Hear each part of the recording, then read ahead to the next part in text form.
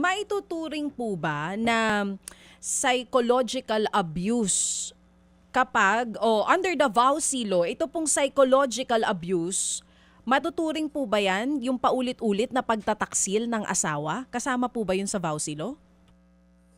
Kasama yan, DJ Chacha. No? Sapagkat ang Bausilo, 4 na kilos ng bibiktima ang tinatanggap ng batas. No? Physical abuse, sexual abuse, economic abuse, at saka psychological abuse. No?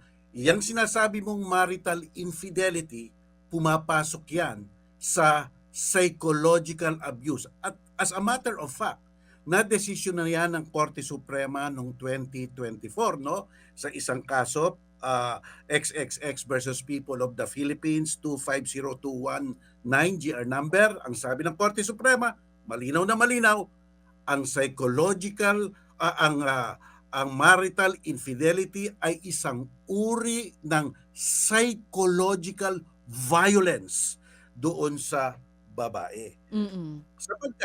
Sapagkat kaya tinuring na psychological violence yan, at para maging successful ka sa korte, dalawang patutunayan mo dyan. Ano ang kilos? Ano ang psychological violence na ginawa? Papatunayan mo, nakikiapid, marital infidelity. At ang pangalawang papatunayan mo, ano ang epekto dun sa inapi? Nagkaroon ba ng mental stress? Nagkaroon ba siya ng pagkabulabog, pagkabalisa? Kung mapatunayan mo yung dalawang yan, pasok na pasok sa batas. At ang penalty dyan, ang taas, 6 years to 12 years. Ibig sabihin, hindi ka eligible for probation.